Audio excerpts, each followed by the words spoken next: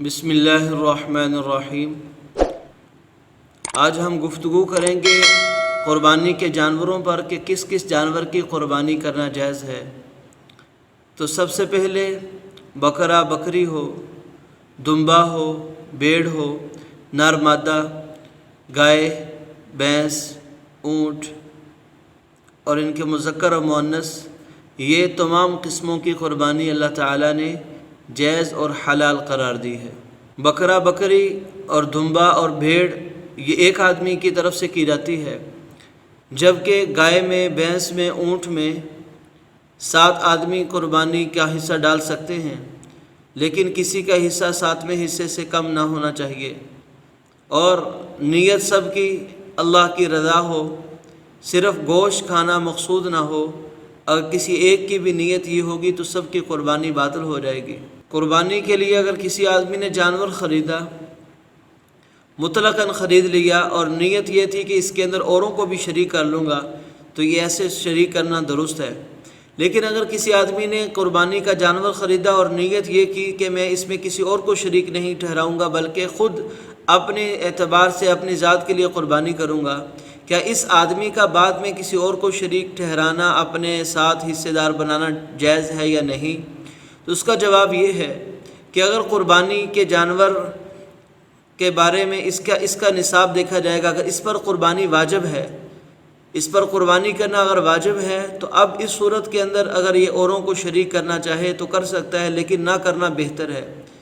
لیکن اگر اس پر قربانی واجب نہیں تھی، صاحب نصاب نہیں تھا، اور اس نے قربانی کی نیت سے جانور خرید لیا، اب یہی پورا جانور اپنی طرف سے کرے گا، کسی اور کو ساتھ شریک نہیں ٹھہرا سکتا، کسی اور کو حصہ دار نہیں بنا سکتا۔ ایسے ہی کوئی آدمی اگر قربانی کا جانور خرید لیتا ہے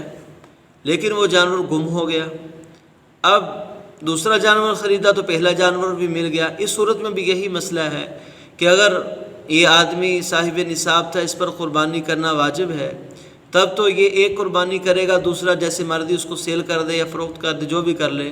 لیکن اگر یہ صاحب نصاب نہیں تھا، اس نے اپنی مرضی سے قربانی کا جانور قربانی کی نیت سے خریدا، اب اس کے لیے دونوں جانور سے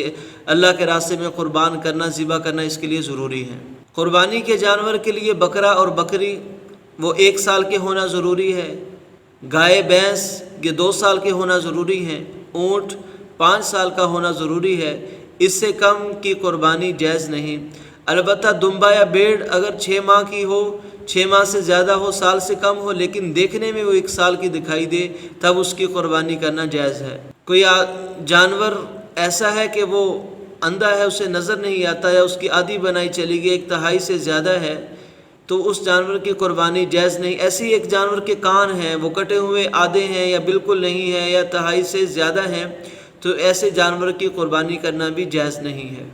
ایسے ہی اگر ایک جانور وہ لنگڑا ہے، وہ 3 پاؤں پر چل رہا ہے، چوتھے پاؤں پر نہیں چل رہا، چوتھے پاؤں کا سہارا بھی نہیں لے رہا، بلکہ چلتے وقت صرف 3 ہی پاؤں استعمال کرتا ہے، تو ایسے جانور کی قربانی کرنا جائز نہیں۔ ہاں البتہ اگر یہ جانور چلتے وقت چوتھے پاؤں کا سہارا لے لیتا ہے، لگاتا ہے زمین پر، تو ایسے جانور کی قربانی کرنا جائز ہے۔ ایسے ہی ایسا جانور جو بہت دبلا پتلا ہو، یعنی اس کی ہڈیوں میں ذرا بھی گدا نظر نہ آ رہا ہو، اس کی قربانی کرنا جائز نہیں۔ لیکن اگر تھوڑا سا اس سے بہتر کیفیت والا ہے، اس کی قربانی جائز ہو جائے گی، لیکن اجر و ثواب کے اعتبار سے اجر و ثواب کم ہو جائے گا۔ ایسے ہی اگر ایسا جانور ہے، اگر اس کے دانت بالکل ٹوٹ چکے ہیں یا اکثر نہیں ہیں، تو ایسے جانور کی قربانی کرنا بھی جائز نہیں ہے۔ ایسے ہی اگر کسی جانور کے سینگ نہیں ہیں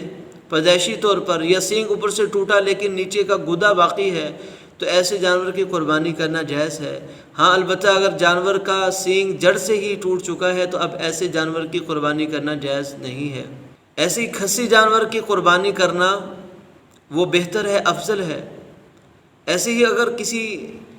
جانور پر خارش کی بیماری ہے اور خارش کا اثر صرف اس کی جلد تک ہے، چمڑے تک ہے، گوشت تک نہیں ہے، تو قربانی کرنا جائز ہے۔ لیکن اگر اس کی بیماری کا اثر اس کی گوشت تک پہنچ چکا ہے، تو ایسے جانور کی قربانی کرنا بھی جائز نہیں ہے۔ ایسے ہی اگر کسی آدمی نے صحت مند تندرست جانور خریدا، خریدنے کے بعد اس کے اندر کوئی عیب پیدا ہو گیا، اس کی آنکھ ختم ہو گئی، اس کا کان کٹ گیا ہے، کوئی اور ایسا عیب جس کی وجہ سے قربانی جانور اس کی جائز نہیں رہتی، تو اب اگر خریدنے کے بعد دیکھا جائے گا کہ اگر یہ آدمی صاحب نصاب ہے، اس پر قربانی واجب تھی، تو اس کے لیے دوسرا جانور خریدنا ضروری ہے، اور اگر وہ صاحب نصاب نہیں تھا، قربانی واجب نہیں تھی، ویسے قربانی کے لیے سے خریدا تھا، تو اسی جانور کی قربانی وہ کر سکتا ہے۔ ایسے ہی اگر جانور پہلے بالکل صحیح سالم تھا، لیکن ذبح کرتے وقت، اس کو لٹاتے وقت، اس کو پکڑتے وقت کوئی عیب پیدا ہو جاتا ہے، تو اس صورت کے اندر بھی اس جانور کی قربانی ٹھیک رہتی ہے، اس کے اجر و ثواب میں کمی نہیں ہوتی۔ تو یہ چند باتیں تھیں جو ایک قربانی کے جانور کے بارے میں ہر مسلمان کے لیے ان کا جاننا ضروری ہے۔ اگر ان عیوب میں سے کوئی عیب جانور میں پایا جاتا ہے یا اور باتوں میں سے کوئی بات پائی جاتی ہے، کیونکہ قربانی ہم نے اللہ کے لیے کرنی ہے، لہٰذا اس میں کوئی ایسا نقص، کوئی ایسا عیب، جو ایسی کوتاہی جس کی وجہ سے ہماری قربانی ضائع ہو جائے، یہ درست نہیں۔ ایک ہم نے مال لگانا ہے اللہ کے راستے میں، وہ مال بھی قبول نہ ہو، مردود ہو جائے، تو یہ کوئی عقل مندی کی بات نہیں۔ اس لیے